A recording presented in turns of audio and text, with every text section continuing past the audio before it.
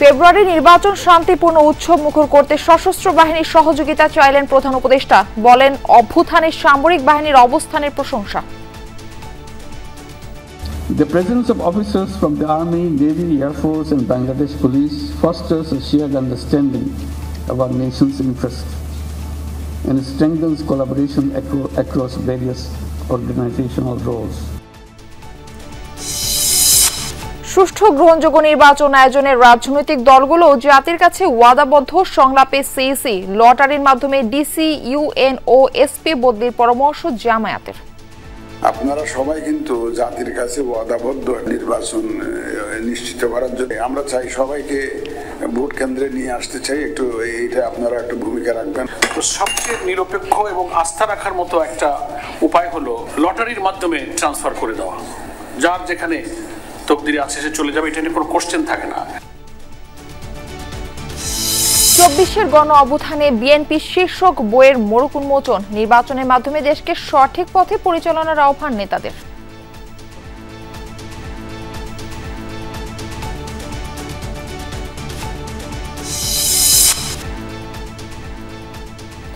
আশুলিয়ায় ৬ জনকে পোড়ানোর মামলায় সাক্ষ্য দিলেন মামলার রাজসাক্ষী। দ্রুতই সাক্ষ্য গ্রহণ শেষ হওয়ার প্রত্যাশা প্রসিকিউশনের। সেই মামলায় আজকে আমরা রাজসাক্ষী এসআই আফজালুল হক, শেখ আফজালুল হকের জবানবন্দি গ্রহণ করেছি। আগামীকাল সকাল 10:30 অনারেবল ট্রাইব্যুনাল বাকি জেরার জন্য সময় নির্ধারণ করেছেন। ফেব্রুয়ারি নির্বাচন শান্তিপূর্ণ উৎসব মুখর ও আনন্দময় করতে সশস্ত্র বাহিনীর সহযোগিতা চাইলেন প্রধান উপদেষ্টা। দুপুরে মিরপুরে সামরিক বাহিনীর কমান্ড ও স্টাফ কলেজে গ্রাজুয়েশন সনদ বিতরণ অনুষ্ঠানে তিনি এই কথা বলেন। জুলাই গণ অভ্যুত্থানে সামরিক বাহিনীর সম্মুখে থেকে সঠিক সময় সঠিক সিদ্ধান্ত নিয়েছিল বলেও মন্তব্য করেন তিনি। এ সময় শীর্ষস্থানীয় সামরিক প্রতিষ্ঠান হিসেবে ডিএসসিএসসি বিশ্বব্যাপী অর্জিত সুনামের ভূয়সী প্রশংসা করেন ডক্টর ইউনূস। এবার বিভিন্ন দেশ থেকে আগত ৫৮ জন অফিসার সহ সর্বমোট ৩১১ জন প্রশিক্ষণার্থী গ্র্যাজুয়েশন সম্পন্ন করেছেন। কোর্স সম্পন্নকারী তরুণ অফিসারদের অর্জিত জ্ঞান এবং অভিজ্ঞতা কাজে লাগিয়ে দেশ ও জাতির কল্যাণে ভূমিকা রাখার আহ্বান জানান প্রধান উপদেষ্টা। অনুষ্ঠানে সরকারের উপদেষ্টা, মন্ত্রিপরিষদ সচিব, ৩ বাহিনীর প্রধান সহ অন্যান্যরা উপস্থিত ছিলেন। Interim government decided to continue to bring law and order with the support from the police and armed forces. It was not easy either. I also consider you as the ambassadors of Bangladesh, representing our values and friendship in your own countries. I hope that your association with the Staff College and with Bangladesh will continue in the years to come. Your unwavering commitment and sacrifice were key to the success of the course. রাজধানীর Lakeshore হোটেলে অনুষ্ঠিত ২৪-এর গণ অভ্যুত্থানে বিএনপির শীর্ষক বইয়ের মোড়ক উন্মোচন ও ডকুমেন্টারি প্রদর্শনীতে বক্তব্য রাখছেন দলের মহাসচিব মির্জা ফখরুল ইসলাম আলমগীর। সরাসরি যাচ্ছি তার কাছে। পরে তাকে আমরা কাজে লাগাতে পারি। বইটির চমৎকার বই হয়েছে, একটা ডকুমেন্টারি হয়েছে নিঃসন্দেহে, কিন্তু তার অনেকগুলো জায়গাতে আমার মনে হয় যে আরও কিছু সংযোজন করা যেত। এই বিষয়ে আমি অনুরোধ করব, কারণ সবাই তো সব কাজে এগিয়ে আসে না। বাবুল তালুকদার এগিয়ে এসছে, আমি আবার তাকেও অনুরোধ করব যে 15-16 বছরের যে ফ্যাসিবাদ বিরোধী যে আন্দোলন, শুধু বিএনপি নয়, এই দেশের সকল রাজনৈতিক দল, সকল সংগঠন, গণতান্ত্রিকামী মানুষ, স্বাধীনতাকামী মানুষের যে সংগ্রাম, যে লড়াই, যে যুদ্ধ, তাকে ডকুমেন্ট আকারে তুলে আনার জন্য আরও একটা উদ্যোগ গ্রহণ করা, এটা আমি আশা করব। এই বইয়ে আমার কাছে মনে হয়েছে যে কয়েকটা জায়গায় সংযোজন হলে আরও ভালো হতো। যেমন ভোলার শাওন, যে পুলিশের গুলিতে এই আন্দোলন করতে গিয়ে শহীদ হয়েছিল। নারায়ণগঞ্জের সম্ভবত তারও নাম শাওন। মুন্সিগঞ্জের নামটা কি? ভোলাতে নূর আলম, মুন্সিগঞ্জে শাওন ছিল এরকম। এবং 7ই ডিসেম্বর পার্টি অফিসের সামনে, আমাদের নবাবতের সামনে, মকবুল নামে যে শ্রমিক, স্বেচ্ছাসেবক দলের শহীদ হয়েছিল, এই নামগুলো, এই ছবিগুলো এখানে কিন্তু অনুপস্থিত। এটা আশা থাকলে আর এটা সমৃদ্ধ হতো। এটা একটা দুটো নয়, বিগত 16 বছরে বিএনপি একটি লিবারেল ডেমোক্রেটিক পার্টি। আমি জানি না যে পৃথিবীর কোনো লিবারেল ডেমোক্রেটিক পার্টি এইরকম অত্যাচার, নির্যাতন, নিপীড়ন, হত্যাযজ্ঞের মধ্যে দিয়ে গেছে কিনা। 60 লক্ষ মানুষের বিরুদ্ধে মিথ্যা মামলা দিয়েছে। আমাদের এখানে মনে একজনও নেই যাদেরকে আমাদের নিয়মিত আদালতের বারান্দায় দেখা যেত না, অথবা উকিলের ঘরে যেতে দেওয়া যেত না। এই 16 বছরে আমাদের 20,000 মতো নেতা কর্মী শহীদ হয়ে গেছে, কেউ এক্সট্রা জুডিশিয়াল কিলিংয়ে, কেউ আওয়ামী লীগের গুলিতে, কেউ থানার মধ্যে গুলিতে, এবং কেউ ডিসঅ্যাপিয়ার করে গেছে। এই যে আমাদের ভাবি বসে আছেন এখানে সামনে, আমাদের ইলিয়াস আলীর সহধর্মিণী, আমরা তো ভুলতে পারি না তাদের কথা। আমরা ভুলবো না চৌধুরী আলমের কথা, পারভেজের কথা, রুনির কথা। এগুলো আসতে হবে, এগুলো ইতিহাসে আনতে হবে, ডকুমেন্টে আনতে হবে।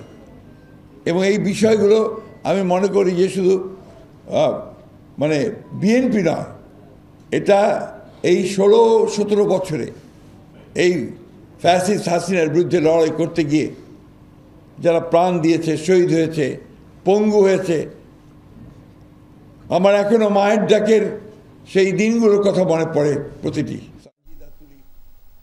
দর্শক দেখছিলেন বিএনপির মহাসচিব মির্জা ফখরুল ইসলাম আলমগীরের বক্তব্যের অংশবিশেষ। সুষ্ঠু গ্রহণযোগ্য নির্বাচন আয়োজনে শুধু ইসি নয়, রাজনৈতিক দলগুলো জাতির কাছে ওয়াদাবদ্ধ, এই মন্তব্য করলেন প্রধান নির্বাচন কমিশনার AMM নাসির উদ্দিন। সকালে রাজধানীর আগারগাঁওয়ে নির্বাচন ভবনে 7টি রাজনৈতিক দলের নেতাদের সাথে সংলাপের সূচনা বক্তব্যে তিনি এই কথা বলেন। আসন্ন ত্রয়োদশ জাতীয় সংসদ নির্বাচনকে কেন্দ্র করে রাজনৈতিক দলগুলোর সঙ্গে নিয়মিত সংলাপ করছে নির্বাচন কমিশন। এরই ধারাবাহিকতায় আজ বিএনপি ও জামায়াত সহ 13 দলের সঙ্গে সংলাপ করবে ইসি। প্রথম দফায় সকালে জামায়াত ইসলামী, এনসিপি, বাংলাদেশ মাইনরিটি জনতা পার্টি, ইনসানিয়াত বিপ্লব, গণসংহতি আন্দোলন, NDM ও বাংলাদেশ লেবার পার্টির সাথে সংলাপে বসাচ্ছে ইসি।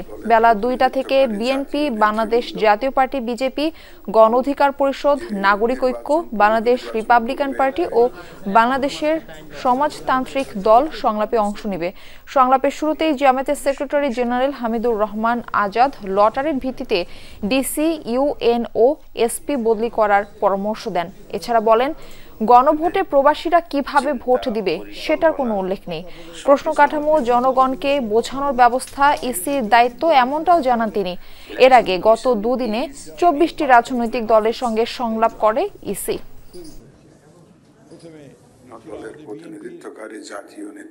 শুধু নির্বাচন কমিশন একা নয়, আপনারা সবাই কিন্তু জাতির কাছে ওয়াদাবদ্ধ একটা সুন্দর, ক্রেডিবল, গ্রহণযোগ্য নির্বাচন নিশ্চিত করার জন্য। আচরণবিধি প্রস্তুত করাটা বড় কাজ নয়, আচরণবিধি পরিপালনটাই হচ্ছে গুরুত্বপূর্ণ, যাতে মানুষ ভোট কেন্দ্রে আসে এবং ব্যাপক সংখ্যায় আসে। আমরা চাই সবাইকে ভোট কেন্দ্রে নিয়ে আসতে চাই, একটু এইটা আপনারা একটু ভূমিকা রাখবেন, আমরা সেই আশাটা করি।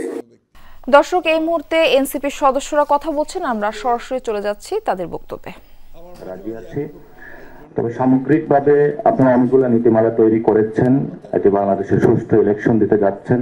জাতীয় নাগরিক পার্টির পক্ষ থেকে আমরা 100% কোঅপারেশন থাকবে এবং আমরা চাই যাতে অন্যান্য আমাদের যারা সহযোগিতাবৃন্দ রয়েছেন তারাও যদি এই ইলেকশনটাতে একটা কোঅপারেশন মোডে আসে, হয়তোবা আমরা একটা সুষ্ঠু ইলেকশনের দিকে যেতে পারবো।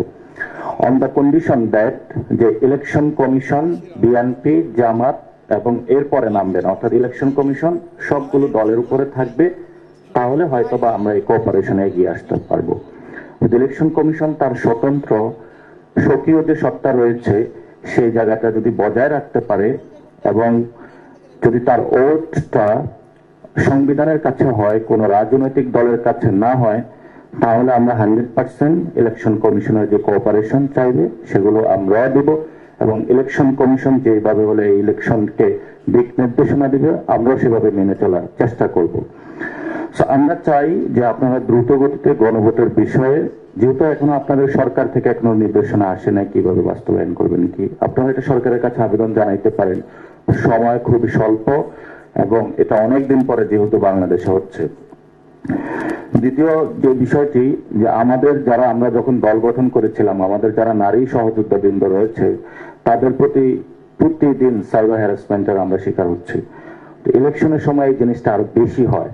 তো সেই ক্ষেত্রে আপনারা এটা নিয়ে স্পেশালি যারা উইমেন সেকশন রয়েছে তাদেরকে কিভাবে এটা থেকে সেভ করা যায়, একটা মনিটরিং সেল যদি আপনারা গঠন করে দিতে পারেন, রিয়ালি এটা আমাদের জন্য অনেক ভালো হবে। কারণ বাংলাদেশে বড় একটা সংখ্যক এখন নারী রয়েছে। এখানে এই সংস্কার কমিশনের মধ্যে আমরা প্রস্তাবনা রেখেছিলাম যাতে নারীদের বড় একটা অংশগ্রহণ বাংলাদেশে এনশিওর করা যায়। আরেকটি বিষয় রয়েছে যেটা হলো এই তরুণ প্রজন্ম এখন যেহেতু এই ইলেকশনে অংশগ্রহণ করবেন, এটা ফেস্টিভ মোড করার জন্য আপনারা প্লিজ আইন শৃঙ্খলা বাহিনীকে একটু অ্যাক্টিভ করবেন, যা হয়তো একটু বিশৃঙ্খলা যদি সৃষ্টি হয়, হয়তো বা তরুণ প্রজন্ম যে ইলেকশন প্রসেস গণতান্ত্রিক প্রক্রিয়ার মধ্যে দিয়ে একটা সম্মান বোধ আসছে, এটা যাতে নষ্ট না হয়ে, কারণ যদি একবার এটা আবার নষ্ট হয় হয়তোবা তারা আরেকটি বিপ্লবের পথে চলে যাবে। এটা আমাদের জন্য কারোর জন্য কোনো সুখকর বিষয় হবে না। দর্শক দেখছিলেন এনসিপি সদস্যদের বক্তব্যের অংশবিশেষ। দেশ এখনো কঠিন সময়ে দাঁড়িয়ে আছে। এই পরিস্থিতি থেকে বের হতে প্রয়োজন নির্বাচন। এর মাধ্যমে দেশকে সঠিক পথে এগিয়ে নেওয়ার আহ্বান জানিয়েছেন বিএনপির স্থায়ী কমিটির সদস্য সেলিমা রহমান। রাজধানীর লেকশোর হোটেলে অনুষ্ঠিত 24-এর গণ অভ্যুত্থানে বিএনপি শীর্ষক বইয়ের মোড়ক উন্মোচন এবং ডকুমেন্টারি প্রদর্শনীতে এই কথা বলেন তিনি। দলের স্থায়ী কমিটির সদস্য ডক্টর আব্দুল মুইন খান বলেন, গণতন্ত্রকে যে কোনো মূল্যে সমুন্নত রাখতে হবে। গণতান্ত্রিক যে আন্দোলন চলছে তার সামনে অব্যাহত থাকবে বলে জানান তিনি। বলেন, ইতিহাসকে তুলে ধরতেই এই বই রচনা করা হয়েছে। বিজয় দিবস নিয়ে কোনো আতঙ্ক অস্থিরতা নেই বলে জানিয়েছেন স্বরাষ্ট্র উপদেষ্টা জাহাঙ্গীর আলম চৌধুরী। তবে গত বছরের মতো এবারও কুচকাওয়াজ হবে না। বুধবার সচিবালয়ে এই সংক্রান্ত আইন শৃঙ্খলা কমিটির বৈঠক শেষে সাংবাদিকদের এসব কথা বলেন স্বরাষ্ট্র উপদেষ্টা। তিনি আরো বলেন, বিজয় দিবস আয়োজন করে থাকে মুক্তিযুদ্ধ বিষয়ক মন্ত্রণালয়। স্বরাষ্ট্র মন্ত্রণালয় আইন শৃঙ্খলা নিশ্চিত করে। তিনি বলেন, এবারও সবাই ভালোভাবে বিজয় দিবস উদযাপন করতে পারবে। এবারও কর্মসূচিতে কোনো পরিবর্তন নেই। শেখ হাসিনার রায়কে কেন্দ্র করে দেশে কোনো অস্থিরতা নেই বলে উল্লেখ করেন তিনি। ভোটের কাগজের অনলাইন সম্পাদককে মধ্যরাতে ডিবি পুলিশ তুলে নেওয়ার বিষয়ে স্বরাষ্ট্র উপদেষ্টা বলেন, বিষয়টা আমি এখনই শুনলাম, অনুসন্ধানের পরেই বিস্তারিত বলা যাবে।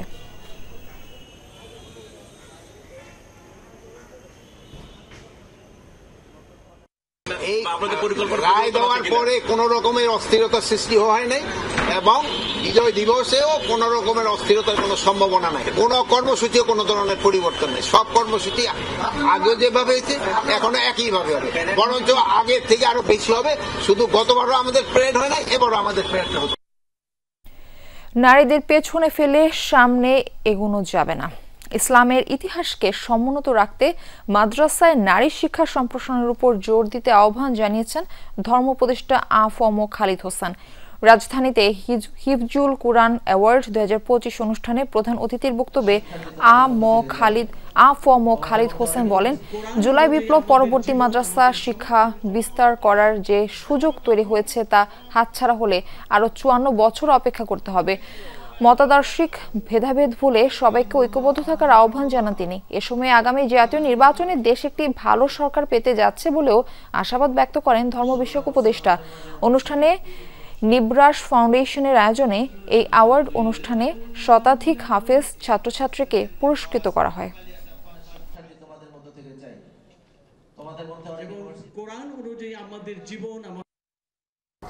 আমরা যে ইসলামী আদর্শের ভিত্তিতে এটা কল্যাণ রাষ্ট্রের স্বপ্ন দেখি, খেলাফত আলামিন হাজির নবুয়ার যে স্বপ্ন দেখি, এটা পূরণের ক্ষেত্রে একটা মাইল ফলক হিসেবে কাজ করবে এবং নারীদেরকে পিছনে রেখে আমরা পুরুষরা এগোতে পারবো না।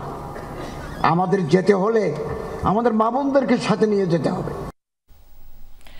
জুলাই আন্দোলনের সময় আশুলিয়ায় 6 জনের মরদেহ পোড়ানোর মামলায় সাবেক এমপি সাইফুল ইসলাম সহ 16 আসামির বিরুদ্ধে ট্রাইব্যুনালে সাক্ষ্য দিয়েছেন এই মামলার রাজসাক্ষী এসআই শেখ আফজালুল হক। আজকের মতো তার জেরা শেষ হয়েছে। জবানবন্দিতে আফজালুল বলেন, ওসি সাইদ ও এএসআই বিশ্বজিৎ সহ কয়েকজন পুলিশ সদস্য মিলে আশুলিয়া থানার সামনে গুলি করে 6 জনকে হত্যা করে। পরবর্তীতে তাদের মরদেহ পিকআপ ভ্যানে তুলে পেট্রোল ঢেলে পুড়িয়ে দেয়। এ বিষয়ে প্রসিকিউটর মিজানুল ইসলাম বলেন, দ্রুতই আশুলিয়ায় লাশ পোড়ানোর মামলার সাক্ষ্য গ্রহণ শেষ হবে। এই মামলার 16 আসামির মধ্যে গ্রেপ্তার আছেন 8 জন। সকালে তাদের হাজির করা হয় ট্রাইব্যুনালে।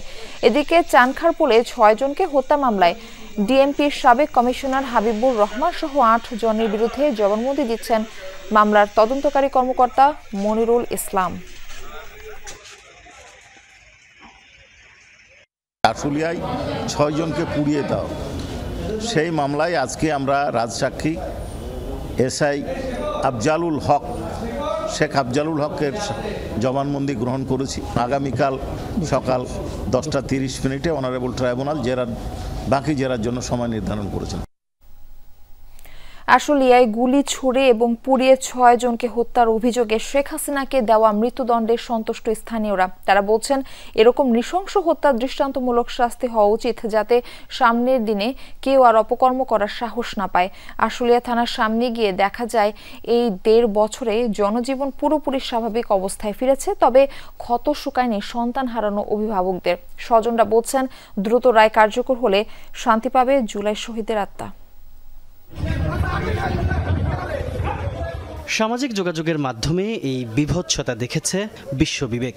1 2 নয়, 6 জন মানুষের মরদেহ একসাথে জ্বালিয়ে দিয়েছিল পুলিশ। 24 5 আগস্ট শেখ হাসিনা পালানোর দিন আশুলিয়া থানার সামনের সেই ঘটনার ভিডিও নাড়িয়ে দিয়েছিল গোটা দেশকে। With only one sentence, that is sentence of death. এই ঘটনায় মামলা হয় আন্তর্জাতিক অপরাধ ট্রাইব্যুনালে। নির্দেশদাতা হিসেবে নাম আসে ক্ষমতাচ্যুত প্রধানমন্ত্রী শেখ হাসিনার। সোমবার এই মামলার রায়ে শেখ হাসিনার ফাঁসির আদেশ দেন ট্রাইব্যুনাল। 5 আগস্টের সেই ভয়াবহ স্মৃতি এখনও দুঃস্বপ্ন তারা মিয়ার কাছে। তার বাড়ির ঠিক সামনেই পোড়ানো হয়েছিল মরদেহগুলো। সেই প্রত্যক্ষ দর্শনের কথা তুলে ধরে মানবতা বিরোধী অপরাধের দায়ে শেখ হাসিনার ফাঁসির আদেশে সন্তুষ্টির কথা জানালেন তিনি। উচিত হওয়া মানে কি, মনে করি এরকম বিচার হওয়া মানে পৈলামিতে ঘণ্টাগুলো আমরা এরকম ইতিহাস ঘণ্টাগুলো মনে করেন 20 বছরের কম আমার বয়স, একেবারে মনে করেন নজিরবিহীন। রায় কার্যকর হলে দৃষ্টান্ত স্থাপন হবে এমন প্রত্যাশা আশুলিয়াবাসীর। যারা এই ঘটনাকে কেন্দ্র করে শহীদ হয়েছে তাদের সকলের আত্মা এই রায় শুনে অত্যন্ত সন্তুষ্ট হয়েছে। টোটাল বাঙালি জাতি এই রায়ের প্রতি সন্তুষ্ট। দেশের মানুষও চেয়েছে যে না, একটা এরকম ধরনের একটা সন্তুষ্টিমূলকভাবে একটা রায় হোক। সেটা আসলে আদালত সেটা বিবেচনার মধ্যে নিয়েছে। শেখ হাসিনা ও তার সরকারের সাবেক স্বরাষ্ট্রমন্ত্রী আসাদুজ্জামান খান কামালের ফাঁসির আদেশের পর আনন্দ মিছিল করেছে জাতীয় নাগরিক পার্টির আশুলিয়া এলাকার নেতাকর্মীরা। দ্রুত শেখ হাসিনাকে দেশে ফেরাতে সরকারকে আরও তৎপর হওয়ার কথা বলেন তারা। হাসিনার যে সর্বোচ্চ শাস্তি হয়েছে, এটা মহান আল্লাহ তাআলার দরবারে তখনই শুকরিয়া জানিয়েছি যে আসলে এই রায়টা অবিসম্ভাবিত ছিল এবং এটা আমাদের একটা আকাঙ্ক্ষার প্রতিফলন হয়েছে। এবং আমি চাবো যে অবশ্যই এই রায়টা হাসিনাকে ভারত থেকে ফিরিয়ে এনে এই বাংলার মাটিতে তার সেই রায়টা বাস্তবায়ন করবে। ফ্যাসিস্ট হাসিনার, খুনি হাসিনার যে ফাঁসির রায় হয়েছে, সেই জন্য আমরা এই একত্রিত দুটি কারণে আমরা আনন্দ করার জন্য আমরা শোভাযাত্রা করছি। মরদেহ পোড়ানোর ঘটনায় আরেকটি মামলা বিচারিক প্রক্রিয়ায় রয়েছে আন্তর্জাতিক অপরাধ ট্রাইব্যুনাল 2-এ। মামলায় মোট আসামি 16 জন, তাদের মধ্যে 8 আসামি গ্রেফতার আছে। সবারই সর্বোচ্চ সাজা হবে এমন প্রত্যাশা এলাকাবাসীর। যে ক্ষত চোখে দেখা যায় তা হয়তো সময়ের সাথে সাথে মিলিয়েও যায়, কিন্তু যে ক্ষত বুকের গভীরে তা কখন কিভাবে মিলবে কেউই জানে না। আশুলিয়ার বর্বরতায় যারা আপনজন হারিয়েছেন তাদের মন কেবল তখনই শান্ত হবে যখন বিচার সম্পন্ন হবে। তাজনুর ইসলাম, যমুনা নিউজ, আশুলিয়া, সাভার। গাজীপুরের শ্রীপুরে ঝুটের গুদামে লাগা আগুনে পুড়ে গেছে বিপুল পরিমাণ মালামাল। মঙ্গলবার রাত 12টার দিকে ঘটে অগ্নিকাণ্ড। প্রত্যক্ষদর্শীরা জানান, মাওয়া শ্রীপুর সড়কের বকুলতলা এলাকায় সারোয়ার হোসেনের ঝুট গুদামে আগুন লাগে। খবর পেয়ে ফায়ার সার্ভিসের 4টি ইউনিট 1.5 ঘন্টার চেষ্টায় আগুন নিয়ন্ত্রণে আনে। এর আগে পুড়ে যায় গুদামে থাকা মালামাল। এ সময় ঝুট গুদামে বেঁধে রাখা 3টি গরু দগ্ধ হয়ে মারা যায়। আগুন লাগার কারণ খতিয়ে দেখছে ফায়ার সার্ভিস। দেশে অনলাইনে প্রতারণা এবং অপরাধ দুটোই বাড়ছে একে অপরের সাথে পাল্লা দিয়ে। প্রতিদিনই এসবের শিকার হচ্ছেন শত শত মানুষ, কিন্তু এর বিপরীতে আইনের দ্বারস্থ হবার সংখ্যা একেবারেই কম। অপরাধীদের আটক বা শাস্তির আওতায় আনার পরিসংখ্যান তলানিতে। সংশ্লিষ্টরা বলছেন, অনলাইন অপরাধ দমনে সবারই সচেতন হওয়া জরুরি। ইন্টারনেট বর্তমান সময়ে মানুষের দৈনন্দিন জীবনে অবিচ্ছেদ্য অংশই বলা চলে। শিশু কিশোর থেকে বয়োবৃদ্ধ, কাজের তাগিদে হোক বা বিনোদনের জন্য সবাই যেন মজেছেন অনলাইন দুনিয়ায়। কিন্তু প্রদীপের নিচের অন্ধকারটুকুও কম নয়। ইন্টারনেট ব্যবহারকারী নারীদের প্রতিনিয়ত পড়তে হয় নানা বিড়ম্বনায়। অশ্লীল বার্তা, কুরুচিপূর্ণ কমেন্টসের পাশাপাশি পোশাক নিয়েও অনলাইনে বাজে মন্তব্য মোকাবেলা করতে হয় নারীদের। মেসেঞ্জার, হোয়াটসঅ্যাপ বা বিভিন্ন অ্যাপসের তারা বাজে কটূক্তিকর মেসেজ দিচ্ছে বা বিভিন্ন ছবিতে গিয়ে বাজে মন্তব্য করে আসছে। এখন সোশ্যাল মিডিয়াতে যতই প্রাইভেসি রাখি কিংবা যতই প্রোফাইলটাও লক করে রাখি না কেন, আমাদের উপরই দেখা যায় যে কোনো না কোনো একটা হ্যারাসমেন্টের মতো আমরা পাই। সেটা ফেক অ্যাকাউন্ট আমার নামেই খুলে হোক কিংবা আমার আইডিতেই দিয়ে হোক, এমন আমি এরা সচরাচর পেয়েই থাকি। এরকমই হয়রানির শিকার হন নাটোরের এক ভুক্তভোগী নারী। আইনশৃঙ্খলা বাহিনীর দ্বারস্থ হলে পরে ক্ষমা চায় উত্ত্যক্তকারী হামিদুল। ভুলভ্রান্তি হলে ক্ষমা চা। ওকে ভাইয়া, আমি সরি বলছি। আমি বলি ভাইয়া, আমি বলি যদি আপনার চালান বা আমি চালান ভুলভ্রান্তি মেলা কিছু হয়ে যায়। কিন্তু অনেকেই সমাজের ভয়ে ও পারিবারিক চাপে বিষয়গুলো কাউকে বলেন না। এতে পার পেয়ে যায় অপরাধীরা। আমরা মেয়েরা কিন্তু সহজে এই প্রতিকার নিতে চাই না। বিভিন্ন রকম বাধা বিপত্তি, পারিবারিক একটা অসঙ্গতি বা সমাজের মানুষ কি বলবে, এই ধরনের একটা বাধা বিপত্তি থেকে মেয়েরা এই জড়তা থেকে বের হতে পারে না। মেয়েরা আগে আসতে চাইলেও পরিবার তাদের আবার একটা বাধার কারণ হয়, সামাজিকভাবেও হয়, পরিবার থেকেও হয়। আমরা যদি মুখ খুলি সেক্ষেত্রে দেখা গেছে যে আমাদেরকে বিভিন্নভাবে দোষারোপ করা হয় যে হয়তো আমরা নিজেরাই খারাপ। অনলাইনে প্রতারণার শিকার লোকের সংখ্যাও কম নয়। তেমনই এক প্রতারকের খপ্পরে পড়েছিলেন স্থানীয় গণমাধ্যম কর্মী গোলাম রাব্বানী। ভুয়া কথোপকথনের স্ক্রিনশট নিয়ে বেশ জটিলতায় পড়েন। পরে মামলা হলে বেরিয়ে আসে অপকর্মের মূল হোতার পরিচয়। অন্যের নামে ফেক ফেসবুক প্রোফাইল ব্যবহার, ভুয়া মেসেজের স্ক্রিনশট, মোবাইল ব্যাংকিং প্রতারণা সহ এরকম ডিজিটাল অপরাধের তালিকা বেশ লম্বা। প্রযুক্তির উৎকর্ষের পাশাপাশি প্রতারক ও প্রতারণার ধরন দুটোই বাড়ছে দিন দিন। মোবাইলের যে ফেক চ্যাটিং যে বিষয়টা, এটা খুবই ইজি ওয়েতে যারা প্রতারণা করে এটা তৈরি করে। এটা আমাদের বিভিন্ন ওয়েবসাইট আছে, ওয়েবসাইটের মাধ্যমে যদি ফেক চ্যাটিং মেসেঞ্জার যদি লিখেন তাহলে অনেক ওয়েবসাইট চলে আসবে।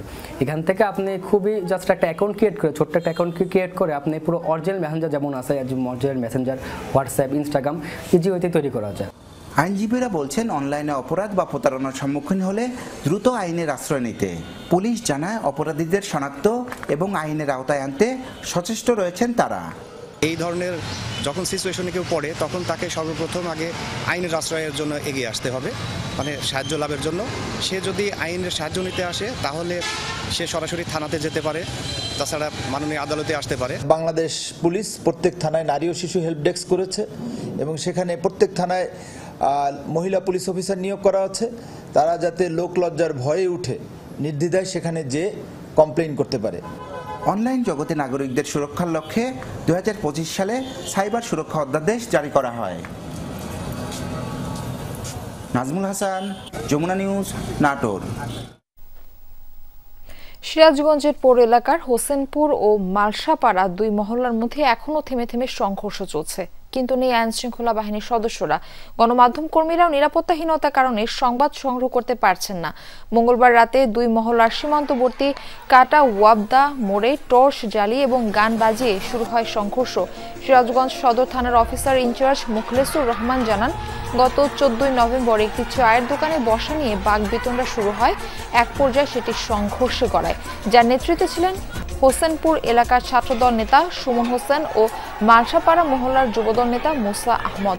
এরপর থেকেই দফায় দফায় সংঘর্ষ চলছে। হাসপাতাল সূত্রে জানা যায়, উভয় পক্ষের কমপক্ষে 30 জন আহত হয়েছেন।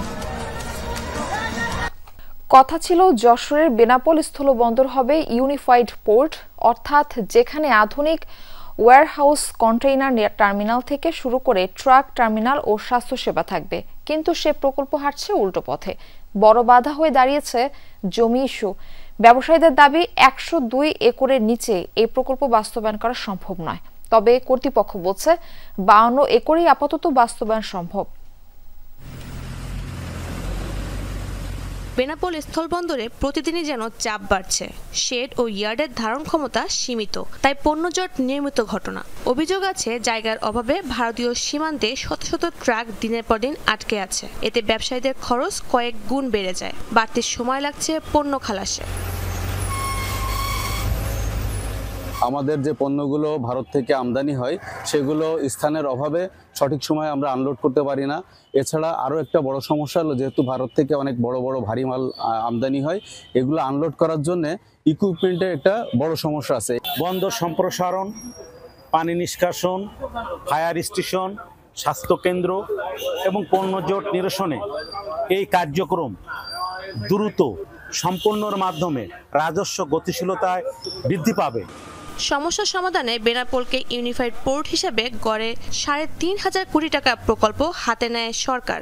অর্থায়নের আশ্বাস দেয় বিশ্বব্যাংক। ভাবনায় ছিল এখানে আধুনিক warehouse, container terminal, heavy stock yard, truck terminal, clinic ও ফায়ার স্টেশন তৈরি হবে। কিন্তু ব্যবসায়ীদের দাবি পুরো প্রকল্প দাঁড়ানোর কথা ১০২ একর জমি নিয়ে, কিন্তু অধিগ্রহণ হয়েছে তার অর্ধেক। এভাবে চললে প্রকল্পটি কাগজে কলমে সীমাবদ্ধ থেকে যাবে। 52 একরের জমিতে যে উন্নয়ন তাতে পরিপূর্ণতা আসবে না। সুতরাং আমরা জোর দাবি রাখছি 102 একর জমি যাতে অধিগ্রহণ হয়। আমরা চাই যে 102 একরের যে প্রকল্প ছিল অধিগ্রহণ করার, এই 102 একর জমি যেন অধিগ্রহণ করা হয়। জমি স্বল্পতার কথা স্বীকার করেছে স্থানীয় প্রশাসনও, বলছে আপাতত 52 একরেই প্রকল্প বাস্তবায়ন হবে।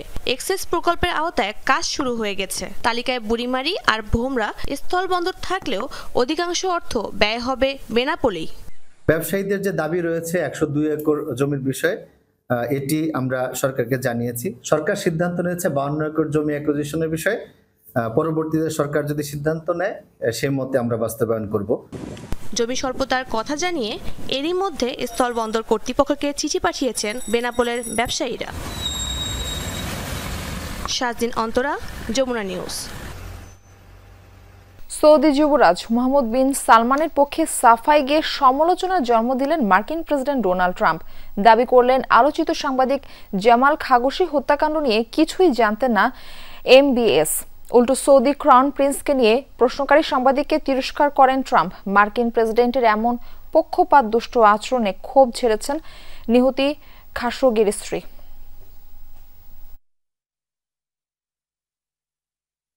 2018 সালের 2 অক্টোবর ব্যক্তিগত কিছু কাগজ সংগ্রহে তুরস্কের সৌদি কনসুলেটে প্রবেশ করেছিলেন জামাল খাশোগি। এরপর থেকেই লাপাত্তা সৌদি রাজপরিবারের কট্টর সমালোচক আলোচিত ওই সাংবাদিক। প্রায় 3 সপ্তাহ পর জামাল খাশোগিকে হত্যা করা হয়েছে বলে স্বীকার করে সৌদি আরব। এরপর জল গড়ায় বহুদূর। তুরস্কের তদন্ত প্রতিবেদনে বলা হয় সৌদি রাজপরিবারের সদস্যরাই ছিলেন হত্যাকাণ্ডের মূলে। ওই বছরই মার্কিন গোয়েন্দা সংস্থা সিআইএ এর তদন্তেও স্পষ্ট হয় বিষয়টি। তবে সে সময় যুবরাজ বিন সালমানের জড়িত থাকার বিষয়টি নাকচ করে দেন তৎকালীন মার্কিন প্রেসিডেন্ট ট্রাম্প। 2019 সালে সিবিএস এর 60 মিনিটস অনুষ্ঠানে দেওয়া সাক্ষাৎকারে বিন সালমান দেশের নেতা হিসেবে খাশোগি হত্যার দায় মেনে নিয়েছিলেন, কিন্তু সরাসরি সম্পৃক্ততার কথা অস্বীকার করেছিলেন। 7 বছরে সেসব কথা যেন বেমালুম ভুলে গেছেন ট্রাম্প। মঙ্গলবার হোয়াইট হাউসে এমবিএস এর সাথে সাক্ষাৎ পর্ব শেষে খাশোগি হত্যাকাণ্ড নিয়ে সাংবাদিকদের প্রশ্নের মুখে পড়েন তিনি। বিন সালমানের সম্পৃক্ততা নিয়েও ওঠে প্রশ্ন। জবাবে সৌদি ক্রাউন প্রিন্সের পক্ষে সাফাই গাইলেন মার্কিন প্রেসিডেন্ট। আপনারা যার কথা বলছেন তিনি বিতর্কিত একজন ছিলেন। অনেকেই ওই ব্যক্তিকে পছন্দ করতেন না। পছন্দ করেন বা না করেন, একটা ঘটনা ঘটেছে, কিন্তু বিন সালমান এর কিছুই জানতেন না। তাই বিষয়টি ছেড়ে দেওয়া উচিত। এই ধরনের প্রশ্ন করে আমাদের অতিথিকে বিব্রত করতে পারেন না।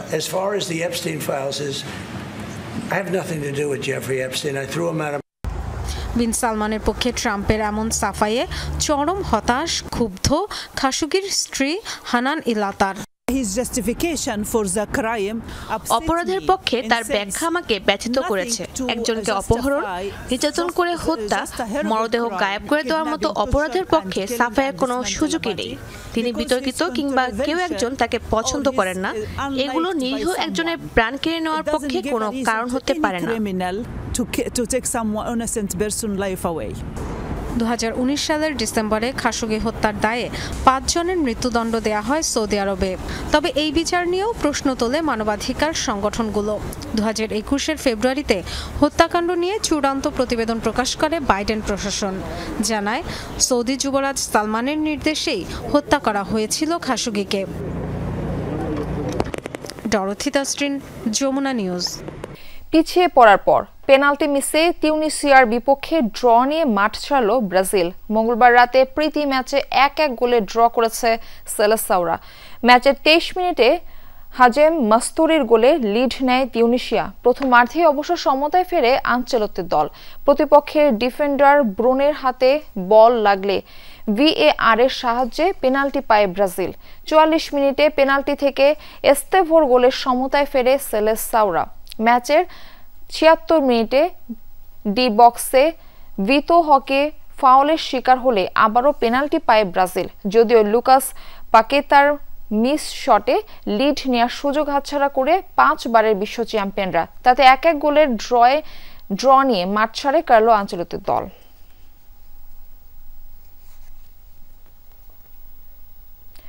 দুপুরে বাংলাদেশের প্রথম ঘন্টা থেকে বিদায় নিচ্ছি। পরের ঘন্টার খবর নিয়ে ফিরবেন সহকর্মী ইসরাত জাহান। সাথেই থাকুন।